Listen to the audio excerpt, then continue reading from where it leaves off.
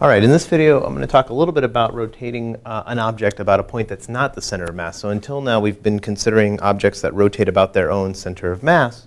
And now we have a situation where, let's say we have a very large ball attached to a very light rod, and it rotates in the plane like this. So the rod is very light. Let's say we neglect it. So the center of mass is, say, roughly right there. So the distance to the center of mass is essentially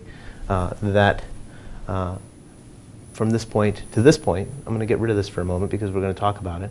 And what we're interested in is calculating the total kinetic energy associated with this rotation. And so we know that total kinetic energy can be thought of as the translational kinetic energy associated with the center of mass and the rotational bit. And what I'm going to try to convince you of here is that as this object rotates, it in fact does rotate about the center of mass. So there is both a translational component and a rotational component. So let's see how that is. So let's take the translational component first. The translational component keeps track of how the center of mass moves. We know the center of mass moves in a circle like this.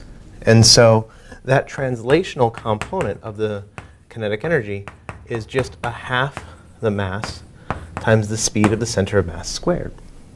Now the speed of the center of mass is given by the product of the distance between the rotation point in the center of mass and the angular speed.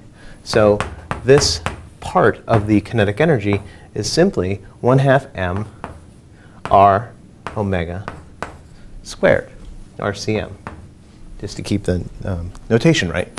Now, that's only one component of the kinetic energy. There is actually a rotational component that is not associated with the center of mass. Sure, the center of mass rotates around, and we can think about it that way, but there is a part of the energy that's associated with the rotation of the ball around its center of mass. So let's try to see how we can understand that. So I'm going to paint two little shapes on this ball.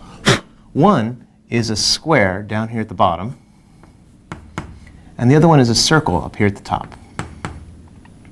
And if we follow the ball as it moves in the circle here, let's say it gets to the top here. The square is now at the bottom. The circle is at the top. Okay? So there has been a rotation about the center of mass. Let's keep following it. As we follow it all the way down to the bottom here, so this is sort of a theoretical location and a theoretical location.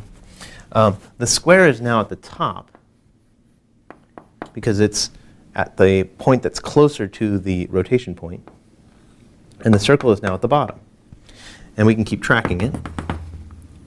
Over here, square is again closer to the rotation point, the circle is not. And so just by looking at how this object moves in just this sort of half part of the circle here, what we can see is that there is a rotation of the ball around its center of mass. The square is constantly moving in this direction, and the circle is moving in that direction. Right? So there's a rotation about the center of mass. That's precisely this piece right here. So we want to track how fast that thing rotates.